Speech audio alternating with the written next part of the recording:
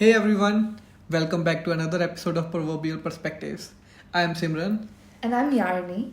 Today we're diving into something super important for all of us, that is student leadership. Totally. Leadership is such a big part of university life. It shapes not just our studies, but who we become as people. I actually found a really cool proverb on this. A leader is someone who knows the way, goes the way, and shows the way. Doesn't that just perfectly explain what leadership is all about, especially at university? I love it. It really shows how important it is to lead by example. In student life, it's about being proactive, like taking charge in group projects, starting clubs, or just stepping up when needed. Exactly. It's not even about having fancy titles. Real leadership is shown through actions, even the smallest ones. We've all had that one classmate who not only sets up the study group but also comes up with the material for everybody, right? Yes, and by doing that, they inspire others to step up too. It's like a ripple effect. Leadership encourages more leadership. And that brings us to another great saying. If you want to go fast, go alone. If you want to go far, go together. It's all about teamwork at the end of the day. So true. University isn't just about what you achieve alone, it's about building networks, working together on research, and creating sportive communities. Some of my best experiences have come from teamwork. Whether it's organizing events or group projects, working together usually leads to better results. Exactly. And in leadership, collaboration is the key. You can't do everything alone. Good leaders know how to use their team's strengths to reach shared goals. Definitely. And building a sense of community is crucial, especially for international students finding their way in a new place. Which ties into another great proverb. The best way to predict the future is to create it. It speaks to taking charge and being proactive. I totally love that. It reminds us that we're not just watching life happen, we can shape our experiences and our university community at the same time. And it's not just about the big projects. Even small things like starting a study group or volunteering helps shape our university's culture. That's so true.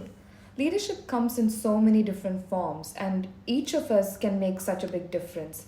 And the sayings we talked about today not only define leadership but also guide us on how to live in our own lives, don't they?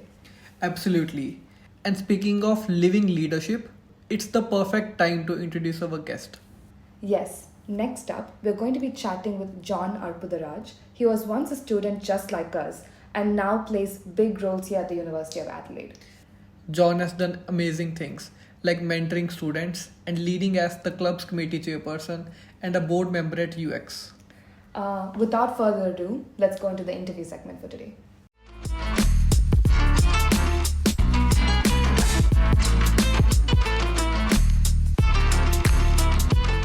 Hi, John. Thank you so much for joining us today. So, before we start, can you just tell us more about yourself and your journey as an international student and what brought you to the University of Adelaide? I started as a PhD, but before I came in as a student, I was an intern in University of Adelaide for 3 months, and that's how the journey of me getting into research started. I came in 2018.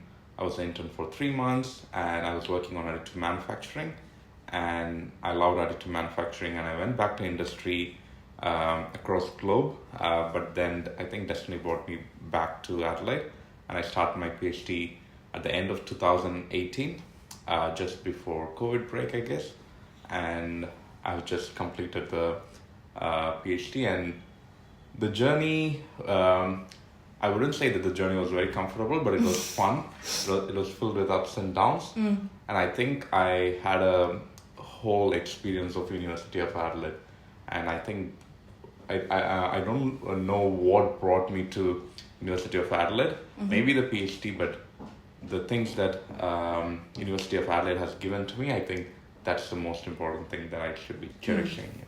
Seems like a very wholesome journey. Yep, thank you. And learning more about you, I discovered that you were very heavily involved in leadership and student mentoring. Can you share some of your leadership experiences in the university so far?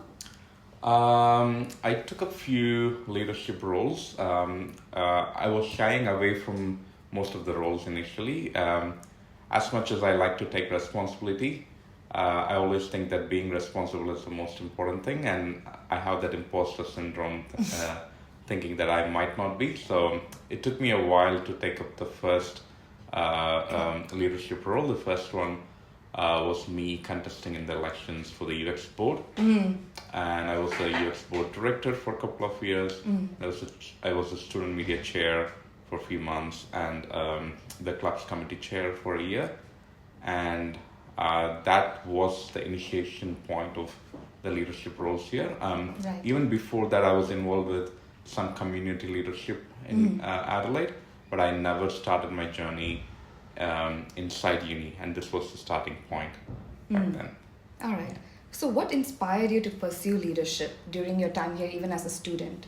So the first time when I took up leadership was in that community organization. It's called as Adelaide Tamil Association. So it was that time during COVID. A lot of international students were really suffering, and no one actually stepped up to help international students. And obviously, an international student has to step up. And there was another person from UniSA who was instrumental in igniting me. So he was the first person to step up. And I thought that that's the right time for me to do my contribution as well. Yeah. And that's where all of these started. Right. Yeah. I'm not sure who said this, but someone said, if not me, who? Yeah. And if not now, when? Yeah, exactly. Yeah. I think that comes to Yeah. all of us at one point Yeah. in life. Yeah, that's right. So you were a former clubs committee chair and also a former member of the board of directors at UX. So what were your main responsibilities in these roles? I'll have to go into the constitution to read out the entire responsibilities, but I'll tell what I was doing, at least a couple of points of what I was doing and what are things that I thought my responsibilities were after interpreting what that was in there. Okay. So the first and foremost thing is clubs is a vibrant community, same like the student media.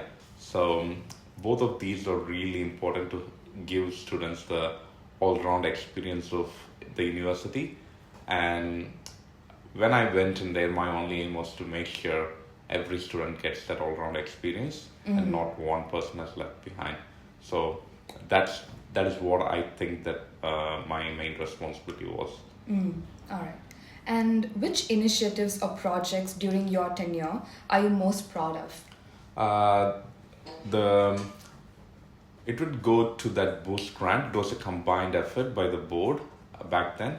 So the boost Which grant. year is this? It was at the end of 23. Okay. Yeah. So we introduced a new grant called Boost Grant, thanks to the university for releasing more staff fund, and we were able to secure a larger financial grants for clubs community.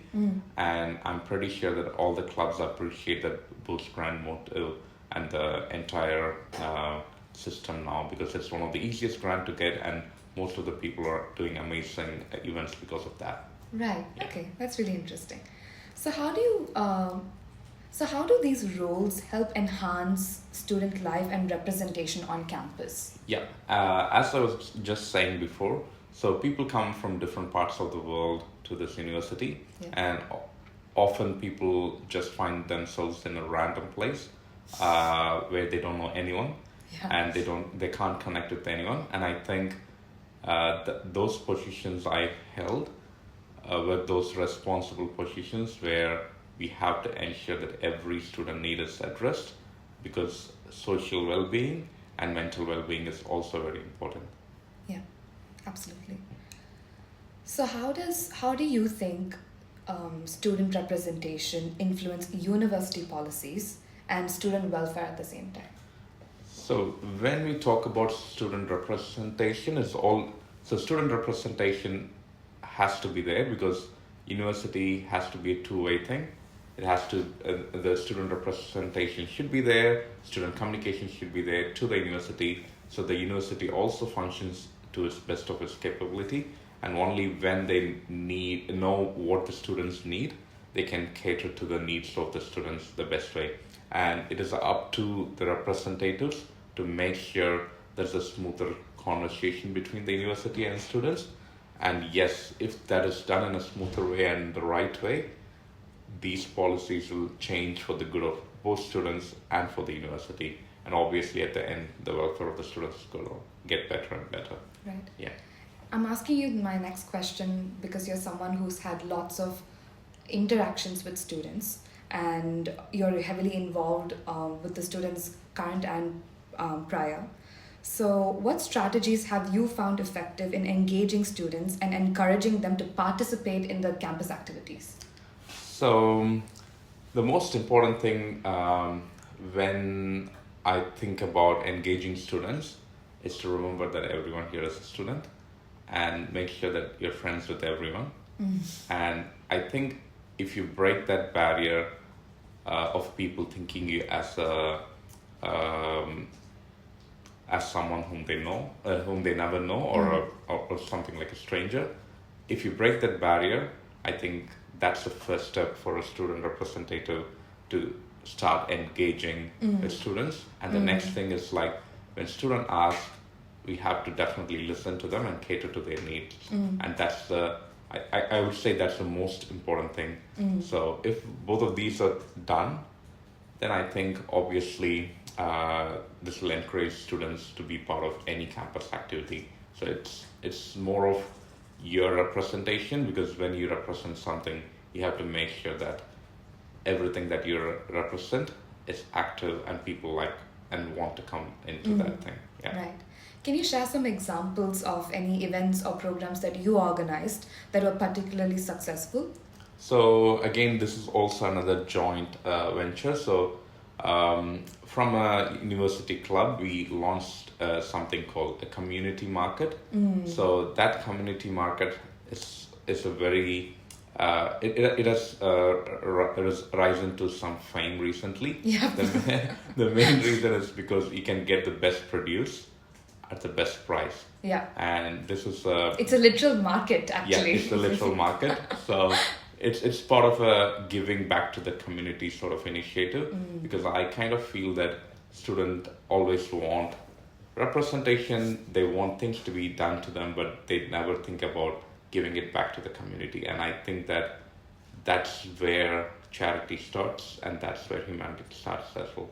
So that's something that I would say. Yeah. That's really inspiring. I want to talk a little bit more about your journey and the obstacles that you faced along the way. So can you describe a significant obstacle that you faced in one of these many leadership roles you pursued and how you overcame it? Yeah. So so when I think about obstacles, I think it's dealing with people with different personality. Everyone is not the same. Every second person is not the same, or even every first person is not the same. So I'm someone who's like, I like being productive 24/7. I don't even like to rest a bit, chill a bit. I like to keep on working. And I had that initial notion that everyone should be like that. It's like you have to be 100% productive. So I learned through this entire journey that everyone has their own way of doing things. Yeah. Everyone has their own personality. Sometimes they don't feel like doing it, something for a week, and it's normal. So that's something was an obstacle on my side from understanding people, and I think that's a very good learning that I'll take on to the rest of my life. Yeah, it's an obstacle, but if you try to look at the fun side of it, it's good, because otherwise no one wants to work with people who are just completely like themselves. That's boring. Exactly. Yeah. And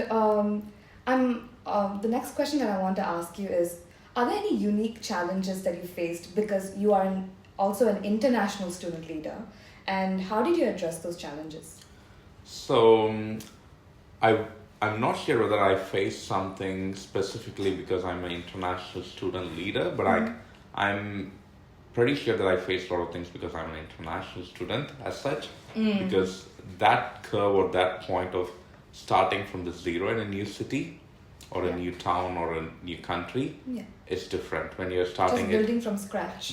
When you're building it from scratch, that's a whole new feeling. But when you're doing it on your hometown, they know your parents, they know your grandfather, etc., etc. So you have that platform to start from. But here you have to be that person to lay down that platform and then work from the base up. So I think rather than a challenge, I would say that's a unique experience. And I think that's, if you enjoy that experience, I think probably you'll love the entire journey after that. Right. Yeah. Okay. And you've obviously had such a long journey over here with so many varied experiences. Looking back, is there anything that you would have done differently? So that goes back to the obstacle that I was mentioning. So the only thing that I regret is like, I wish I was a bit more flexible understanding people, because at the end of the day, when I don't understand people, I'm like, okay, the work has to be done. I take up the work on my head. I end up doing it. So maybe I must have got much more time for myself if I've done that. That's the only thing that I would say. Right. Okay. Okay. And in your opinion, why is student leadership so important in a university setting in the first place? So there's a term called all-around development. So I think leadership is something that everyone has to pick up. And I believe in the philosophy of everyone being a leader. So only if everyone is a leader, they know when to pick a leader and when not to pick a leader and when to be a leader. So I think that is why it is important, because this is a place of learning, and it's just not the books. It's more than that. It's interpersonal skill sets also. Yeah, exactly. And do you feel like your cultural background influenced your approach to leadership and community building? Yes and no.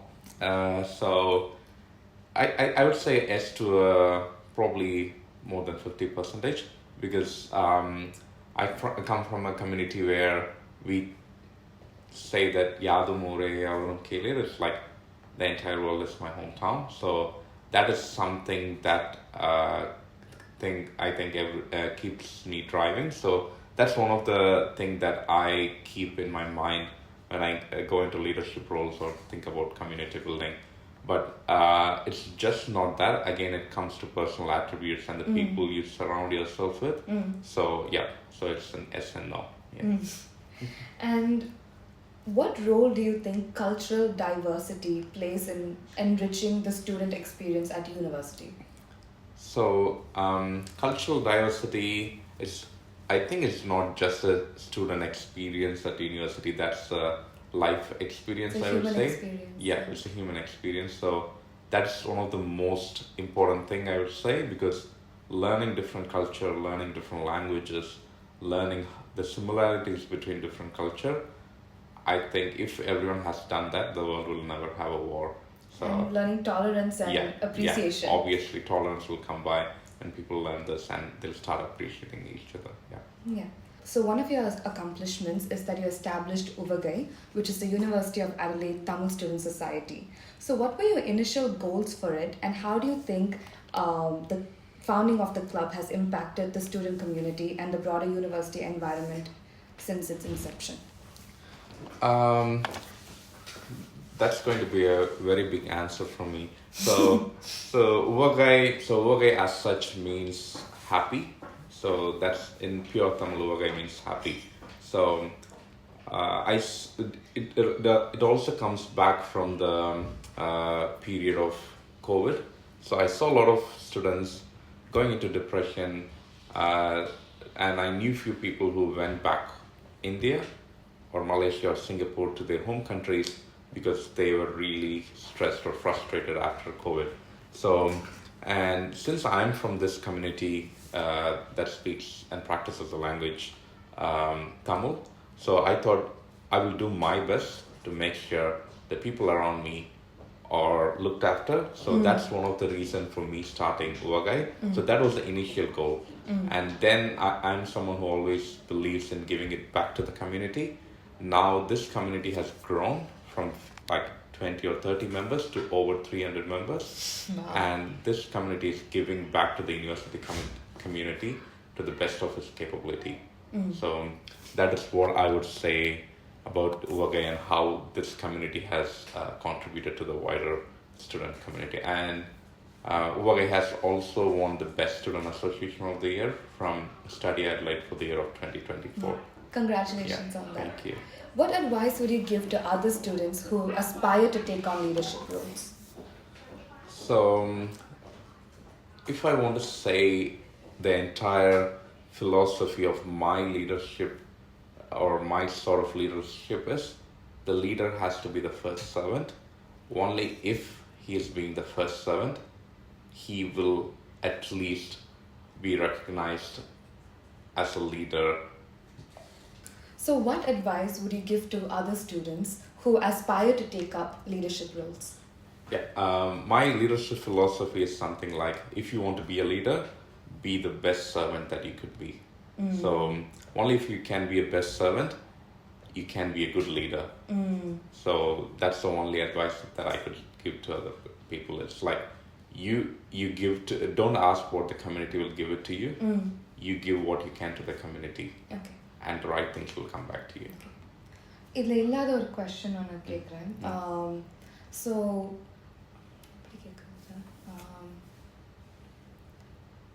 so you've obviously spent a lot of time in these varied roles. Apart from leadership, how important do you think is it to mentor students and mentor leadership? So I'm a big believer of mentoring leaders or mentoring future leaders.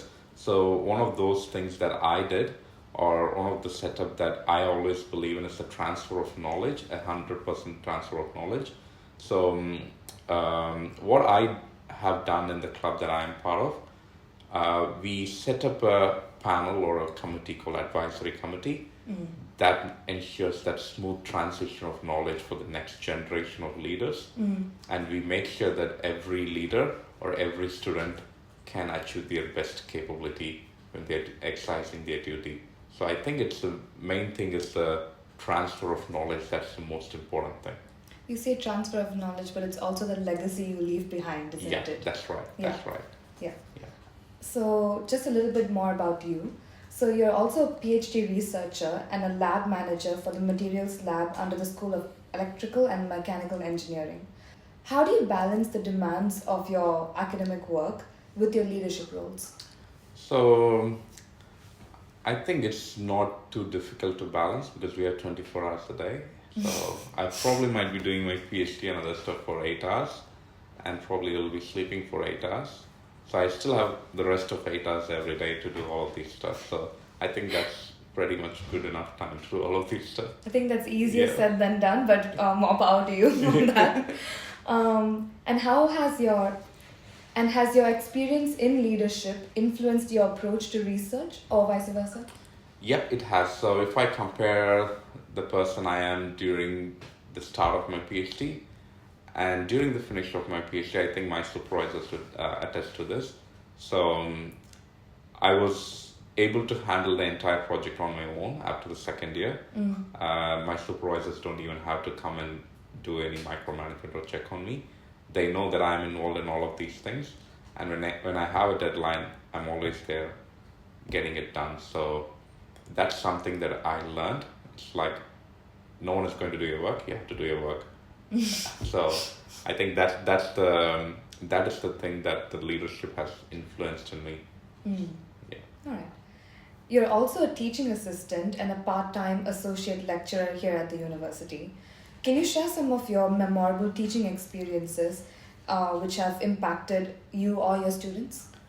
There are a few too. I would say there's actually more than few. So I'm someone who don't go on a formal way of lecturing or teaching. I'm someone who encourages to and fro conversation with students. So I get a lot of interesting conversation, and I love the way people relate the engineering subject to their day-to-day activities. And that's one of the important things that I think that I have learned. It's like taking example from real life so that people understand it better. Yeah. All right. And how do you envision the future of student leadership and representation here in our university? I'm happy that the student representation or leadership inside university is going in a very good direction. So it is very important to make sure that the voices of students are heard, but I always believe in a polite conversation rather than an aggressive approach. And I guess that the current state, the way the student representation is being carried out, is being done in the right way of being in the right conversation and the right dialogue. Okay. Yeah. All right. And one last final question. Having submitted your PhD thesis, do you intend to continue academia or industry, or do you want to focus on student advocacy? So probably I should solemnly swear that I don't know the answer for that. It's an yes and no for all of these things. Student advocacy, again, that's something that I do for fun or out of passion. And academia or industry, that's a tough call because I like both of them. So I think it's only time that's going to answer all of these questions, even to myself. All right. Thank you so much Yeah. for your time today. Thank you very much.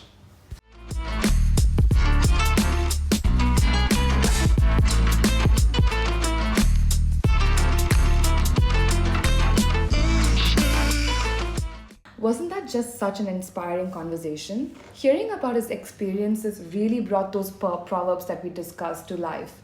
Yes, and his emphasis on teamwork and collaboration, it really shows that a leader values bringing people together to achieve common goals. And let's not forget how he led by example. His dedication was truly admirable. And how candidly he spoke about the challenges you might face along the way. It reminds us that leadership isn't always easy, but it's going to be incredibly rewarding. Yeah. I hope our listeners are as inspired as we are. There's so much we can take away from John's experiences to apply in our own lives. Totally agreed. Whether stepping up in a group project, starting a new initiative, or simply just supporting our peers, we all have the potential to become leaders. Yeah. Well, that brings us to the end of today's episode. We want to thank John once again for sharing his journey with us. If you enjoyed today's episode, be sure to subscribe and share it with your friends. Remember, keep leading and keep inspiring. Signing off is Yazhini And Simran. Bye.